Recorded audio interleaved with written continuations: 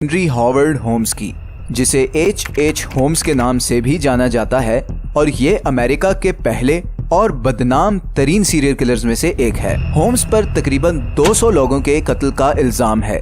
Holmes 1861 में new Hampshire में पैदा हुआ। कहा जाता है कि उसे बचपन से ही स्केलेटन्स और मौत से एक अजीब सी ऑब्सेशन थी। स्टूडेंट लाइफ में होम्स काफी ब्राइट स्टूडेंट था और उसने यूनिवर्सिटी ऑफ मिशिगन से मेडिकल डिग्री में ग्रेजुएशन की और फिर 1886 में शिकागो में एज अ फार्मासिस्ट जॉब शुरू की। कुछ ही सालों में उसने उसी फार्मेसी को खरीद लिया और फिर उससे आने वाले पैसों से 1890 में शिकागो में एक होटल की कंस्ट्रक्शन शुरू की, जहां पर वो एक घिनौना खेल खेलने जा रहा था। इस होटल को ऐसे डिजाइन किया गया था कि इसके सारे दरवाजे सिर्फ बाहर से ही खुल सकते थे, और एक और अजीब बात ये थी कि इस होटल में कोई खिड़की भी नहीं थी, जिसकी वजह से यहाँ से फरार होना या भागना तकरीबन नामुमकिन था। सारे कमरे साउंड प्रूफ थे और हर कमरे के नीचे ऐसे बेसमेंट्स थे जहां पर मरने वालों की बॉडीज को डंप किया जाता था। इस होटल की कंस्ट्रक्शन के दरमियान होम्स ने बहुत से कंस्ट्रक्शन वर्कर्स को हायर किया और फिर उन्हें निकाल दिया और फिर नए वर्कर रखे ताकि किसी को क्लियर आइडिया ना हो कि वो क्या करने जा रहा है।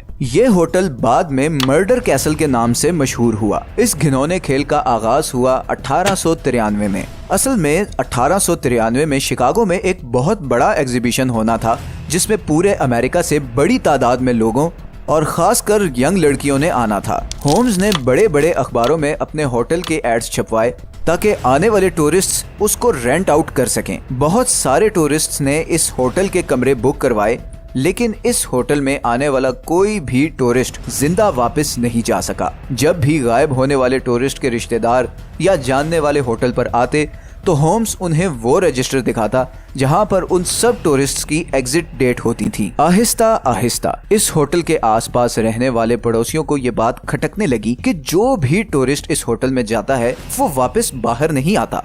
तकरीबन 200 लोग इस तरह गायब हो गए। अब पुलिस को भी थोड़ा शक होना शुरू हो गया कि कोई तो मसला है। फिर 1894 में तकरीबन 1.5 साल होम्स का पीछा करने के बाद आखिरकार पुलिस ने होम्स को गिरफ्तार कर लिया और उसने अपने सारे गुनाहों को कबूल कर लिया।